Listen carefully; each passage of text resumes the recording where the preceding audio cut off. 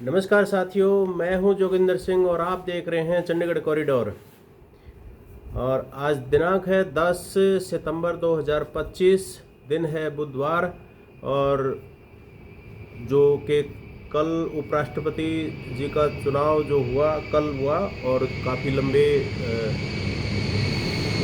गहमा-गहमी और उठा-पटक के जो कयास लगाए जा रहे थे सोशल मीडिया या गोदी मीडिया पर, हर कोई एक दूसरे के पक्ष में इसमें दिखा रहे थे कि अब की बार जो है ना वो इनके एनडीए के घटक दलों में जो अंतरात्मा की आवाज़ पर वो कुछ भी उलटफेर हो सकता है।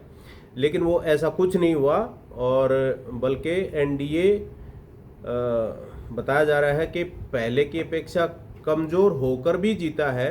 लेकिन जो इंडिया गठबंधन है उसमें कुछ क्रॉस वोटिंग हो गई है, यानी कि एनडीए उम्मीदवार को ज़्यादा वोट मिल गए अपेक्षा की करें तो। उसका जो इनके जो आंकड़े हैं वो इंडिया के पक्ष में जो है वो 319 बताए जा रहे थे, जबकि जो इंडिया गठबंधन का जो उम्मीदवार थे अपने सुदर्शन रेड्डी जी, उनको 300 वोट मिले हैं और सीपी सुदर्शन जी को सीपी राधाकृष्णन जी को मिले हैं 452 वोट। तो सीपी राधाकृष्णन जी जीत गए हैं और ये हमारे 15वें उपराष्ट्रपति होंगे। इससे पहले ये जगदीप धनखड़ जी का स्थान लिया है इन्होंने, और इससे पहले वो थे, उनके स्वास्थ्य कारणों के कारण उनका रिजाइन हुआ। ये काफ़ी तरह के अटकलों का बाजार था उनका। कोई विपक्ष कहता है उनसे ज़बरदस्ती उनका रिजाइन करवाया गया और वो बिल्कुल ठीक थे, स्वस्थ दिख रहे थे। ये तो वही जाने, या तो धनखड़ साहब बताएं इस बात को आकर के सामने, और या फिर बीजेपी वाले बताएं। खैर चलो, वो तो अतीत की बात हो गई है, अब वो क्या है क्या नहीं है। लेकिन अभी जो हाल फिलहाल है, जो हमारे उपराष्ट्रपति जी नए मिले हैं देश को, सीपी राधाकृष्णन जी, उनका जन्म तिथि बताया जा रहा है 20 अक्टूबर 1957। ये तमिलनाडु से हैं और कोयम्बटूर से ये 1998 में 98-99 में वहाँ से ये सांसद रहे हैं। और अभी हाल फिलहाल ये महाराष्ट्र के गवर्नर थे, वहाँ से इनको लाया गया है। उससे पहले ये झारखंड के भी राज्यपाल रह चुके हैं और उपराज्यपाल ये पुडुचेरी के भी रह चुके हैं। तो इनका जो ये बैकग्राउंड है ये तो मैंने आपको बता दिया है। लेकिन इसमें जो मज़ेदार जो चीज़ें हुई हैं, जो इनको जब जगदीप धनखड़ जी का चुनाव हुआ था 2022 में, तब इनको एनडीए को ज़्यादा वोट मिले थे। शायद वो 76 वोट का अंतर आ रहा है अभी हाल फिलहाल जो इनको मिले हैं 452। तो ऐसे में एनडीए का जो पक्ष था वो पहले से ही काफ़ी मजबूत था। इनके अपने एनडीए का जो इनके सांसद थे, इनके जो वोट थे वो 422 थे। ये मैं कल वाले वीडियो में आपको बता चुका हूँ। ये इसमें लोकसभा और राज्यसभा दोनों, उच्च सदन और निम्न सदन दोनों के सांसद मिलकर के इसका चुनाव करते हैं, इसमें वोटिंग करते हैं। तो उसमें जो वोटिंग का जो गणना आई है वो लोकसभा से 542 और राज्यसभा से 239, यानी कि लोकसभा में 1 पद खाली है और राज्यसभा में 6 पद खाली हैं। तो ऐसे करके ये 781 होते हैं। 781 का अगर हम आधा भी माने तो 391 बनते हैं। लेकिन एनडीए के उम्मीदवार को जो वोट मिले हैं वो 452 मिले हैं। तो ये उनकी अच्छी जीत बताई जा रही है। अब इसमें काफ़ी लोग ये कह रहे हैं कि जब विपक्ष को ये पता था इनके पास बहुमत का आंकड़ा नहीं है और फिर भी इन्होंने अपना फजित कराने के लिए क्यों खड़ा किया अपना कैंडिडेट। तो इसमें साथियों ये चीज़ नहीं कहना चाहिए कि उन्होंने क्यों खड़ा किया। ये लोकतंत्र है, उन्होंने अपना कैंडिडेट उतारा, क्योंकि अगर जब ये चुनाव होता है तो इसमें एक तो ये था कि इसमें किसी भी पार्टी का व्हिप जारी नहीं होता। व्हिप जारी नहीं होता तो इसमें बहुत से लोग अपनी अंतरात्मा यहाँ इन लोगों की ना, जो नेता लोगों की अंतरात्मा ना, उनके अपने गुणा भाग से चलती है, राजनीतिक लाभ हानि से चलती है। तो इनका व्हिप जारी होना या ना होना, कल के जो ये इसमें चुनाव में देखा गया, वो एनडीए गठबंधन जो है वो काफ़ी एकजुट दिखाई दिया और उन्होंने पूरे वोट दिए। इसी तरह दूसरी तरफ इंडिया गठबंधन, वैसे अगर देखा जाए तो वो भी अपनी एकजुटता बनाने में कामयाब दिखे, बशर्ते कि उनके कुछ वोट जो है ना क्रॉस वोट हुए हैं, और इसमें 15 वोट, जो टोटल वोट जो थे वो 767 थे, 767 में थे 15 वोट इनके कैंसिल हो गए हैं। उसमें वो किसी ने कोई एक करके, जब ये उनको हालांकि ट्रेनिंग दी गई थी, बीजेपी ने भी ट्रेनिंग दी थी अपने सांसदों को और कांग्रेस ने भी दी थी अपने घटक दलों को, सभी को दी थी, लेकिन फिर भी अब ज़्यादा उम्र होने के बाद या कुछ ऐसा कुछ, या कीड़ा होने के बाद भाई मैं ना इधर का दिखूँ ना मैं उधर का दिखूँ, कई लोग ऐसा कर जाते हैं, जानबूझ के भी कर देते हैं कई लोग। तो उसमें ये 15 वोट इनके खराब हुए हैं और 14 वोट ऐसे थे जो दूसरी पार्टी, कुछ पार्टी ऐसी थी देश की जिन्होंने अपने आप को इस वोटिंग से दूर कर लिया, यानी कि एब्सटेन कर लिया। और उसमें नाम है बीआरएस के 4 सांसद हैं, बीजेडी के 7 हैं, सिख अकाली दल के यानी कि सैड के 1 है और अदर्स में 2 हैं। ये टोटल मिलाकर के 14 बनती है। अगर इनको इकट्ठा जोड़ लिया जाए तो 781 बनता है, और उसी का 391 उसका आधा कर लो आप, आधे से 1 वोट ज़्यादा। तो इस तरह से ये चुनाव के आंकड़े थे, ये इस तरह से चुनाव हुआ है। और इसमें एक जो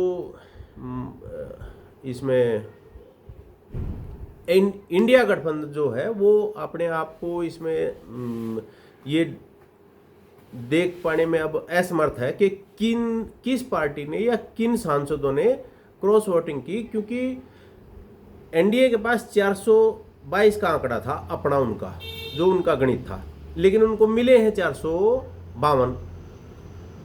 तो 30 जो सांसद हैं वो जो क्रॉस वोटिंग हुई, वो 30 कहाँ से गए हैं? वो इस 30 में एक 11 सांसद तो ऐसे हैं जो वाईएसआरसीपी के 11 सांसद हैं, जो कि उन्होंने पहले ही डिक्लेयर कर दिया था। वो इंडिया गठबंधन के होते हुए भी उन्होंने पहले ये कर दिया था कि हम एनडीए के साथ इनका समर्थन करेंगे, क्योंकि वो तमिलनाडु का उनका कुछ वो है ना, क्योंकि ये तमिलनाडु से हैं, तो इस वजह से उन्होंने पहले ही कह दिया था हम हमारे 11 सांसद इनको सपोर्ट करेंगे। अब बाकी बचे 19 भी अगर ऐसा देखें तो ये 19 अब ढूंढने से नहीं मिलेंगे अब किसी को भी, क्योंकि इसमें 15 तो इनके खराब हुए हैं। अब 15 में हो सकता है सामने वाले एनडीए के भी खराब हुए हों और इधर के इंडिया गठबंधन के भी खराब हुए हों, तो वो चीज़ भी अब नहीं जो है ना फिल्टर की जा सकती कि हमारे कितने खराब हुए हैं वोट और एनडीए के कितने खराब हुए हैं। तो ये चीज़ भी है। और अब क्योंकि अब जब आंकड़े बोल रहे हैं 422 की जगह 452 मिल गए उनको, तो 30 तो घाटा ही नहीं का हुआ ना। अब 30 अगर इनका घाटा करें तो इनके तो 319 थे, लेकिन इनको मिले हुए हैं 300। इट मीन्स एनडीए के भी कुछ न कुछ ऐसे वोटर रहे हैं, कुछ सांसद ऐसे रहे जिन्होंने उस तरफ वोटिंग की है। तो ये कुछ चीज़ें ऐसी हुई हैं, दोनों तरफ से हुई हैं, लेकिन वो तो स्पष्ट दिख ही रहा था, आंकड़े बीजेपी के हक में दिखाई दे रहे थे और वो बनना भी वही था। अब इन अटकलों के बाजार पे सब विराम लग चुका है और देश को 15वें उपराष्ट्रपति सीपी राधाकृष्णन जी के नाम से देश को 15वें उपराष्ट्रपति मिल चुके हैं। अंततः अब इनको अगर हम इस चीज़ पे चर्चा करें और आगे बढ़ाएं इस चर्चा को, तो दोस्तों एक एक बहुत ही डराने वाली जो सिचुएशन है वो नेपाल से आ रही है। वहाँ के प्रधानमंत्री रिजाइन कर करके देश को छोड़ करके भाग चुके हैं। उनके विपक्ष के नेता थे कि वो प्रचंड प्रचंड करके उनको हेलीकॉप्टर से एयरलिफ्ट किया गया है, उनके घर को आग लगा दी गई है और वहाँ का पूरा सरकारी तंत्र, सरकारी दफ्तर, जो जितने भी ऑफिस थे उनमें मैक्सिमम में आग लगाई जा चुकी है। और वहाँ उपद्रव इतना भयंकर है कि वहाँ सुप्रीम कोर्ट क्या, वहाँ की एक जो अखबार की बिल्डिंग थी, उनका ऑफिस था, वो क्या, वो सब वो गोदी मीडिया टाइप का है वहाँ भी मामला। ये अखबार वाले अपनी जो विश्वसनीयता है ना वो खो चुके हैं। ये किसी भी देश में आप चले जाइए, वहाँ कहीं ना कहीं बहुत सारे मीडिया हाउस या प्रिंट मीडिया के जो अखबार वगैरह जो चलाते हैं वो सरकारों के साथ सरकारों की ऐसी चापलूसी में मतलब पसरे पड़े रहते हैं कि उनको ऐड से मतलब है, उनको देश से मतलब नहीं। और उसका परिणाम अब यहाँ नेपाल में देखा जा रहा है। तो उसका प्रभाव यहाँ भारत में ना दिखे, इसलिए यहाँ का चौकन्ना होना बनता है और होना भी चाहिए। हम नहीं चाहते हमारे देश में भी ऐसी कोई स्थिति बने। हालांकि बहुत सारे वाहियात किस्म के कुछ लोग हैं वो ऐसा कामना कर रहे हैं कि देख लो वोट चोर, देख लो वोट चोर, ये मैं इसका समर्थन नहीं करता और ना ही देश के किसी भी सदस्य को, किसी भी वोटर को, यहाँ के नागरिक को ऐसी कोई मन में कोई भावना नहीं लानी चाहिए। मैं इसके सख्त खिलाफ हूँ। ये चीज़ मैं नहीं चाहता। मेरा देश बहुत अपनी सोच के मामले में बहुत गहराई से सोचता है इन चीज़ों को। अगर ऐसा होना होता तो वो 2 साल पहले जो बॉर्डर पर बैठा था ना जन सैलाब, तब हो चुका होता, और जो लाल किले का झंडा नोचा गया था वो तब हो चुका होता। लेकिन मेरे देश का नागरिक जागरूक है, वो कुछ हद तक उग्र हो करके वो वापिस हो गया था और उसने ऐसी कोई चीज़ घटना नहीं घटित करी कि किसी सरकारी दफ्तर को या इस तरह का उपद्रव जो नेपाल में देखा गया। या इससे पहले पिछले साल अगस्त का ही महीना था 2024 का, आपने बांग्लादेश में देखा वहाँ क्या हालात थे। शेख हसीना वहाँ उसको भागना पड़ा वहाँ की, और वो बगैर रिजाइन दे के भागी थी, वो इंडिया में बैठी है अभी भी। अरे इसमें एक दुर्भाग्यपूर्ण बात यह है कि शेख हसीना की पार्टी का दफ्तर इन्होंने इंडिया में खुलवा दिया, बता रहे हैं। ये कितना, ये सब कुछ ये चीज़ें गलत हैं, ऐसा नहीं होना चाहिए। आपने उनको ठीक है शरण दी है, ये बात तो समझ में आती है, लेकिन कोई अगर ये सोचे यहाँ भारत में बैठ करके बांग्लादेश को चलाएगा, ये नहीं, ये गलत है। कल को तो ऐसे पाकिस्तान भी सोचेगा, चलो भाई पाकिस्तान का प्रधानमंत्री की जान के खतरे में, चलो भाई भारत में बैठ करके अपना शासन चलाते हैं, या किसी और देश का ऐसा सोचे। तो ये घटनाक्रम भारत के इर्द गिर्द क्यों हो रहा है, ये बहुत ही ज़्यादा हमारी देश की सुरक्षा एजेंसियों को, हमारे देश के प्रधानमंत्री को, हमारे देश के रक्षा मंत्री को, हमारे देश के अपना गृह मंत्री को, इन सब को इन चीज़ों को मंथन करने से हमारे देश के विदेश मंत्री या NSA डोभाल जी, इन सब को अपना कम से कम इस तरफ अपने कान खड़े कर लेने चाहिए। ये चीज़ें क्योंकि देखो, जब आपके बगल वाला अगर घर कोई जल रहा है तो आपके घर तक आँच आती है वो। तो इस मामले में मैं तो अपनी सरकार के साथ हूँ। ये चीज़ों पे निगरानी बढ़ाए और चीज़ें अगर कहीं कुछ ऐसे कोई चीज़ नज़र आती है तो उसको उस पर सख्ती से उस पर निपटा जाए। और बाकी चलो देखते हैं और क्या घटित होता है। नेपाल का कई लोग तो पूरा उस पर सेशन 1-1 घंटे का लोग बना रहे हैं, लेकिन हमारे को तो उसमें ज़्यादा इसमें इंटरेस्ट इसलिए नहीं है क्योंकि भाई ये किसी भी देश की संप्रभुता के लिए ये खतरनाक है। ऐसा नहीं होना चाहिए, ये गलत चीज़ है। ठीक है, वहाँ की जो भी समस्याएं रही होंगी, उन्होंने सरकार ने कुछ गलत किया होगा तभी लोग सड़कों में निकल के आए और वो चीज़ें मतलब बेकाबू होती चली गई।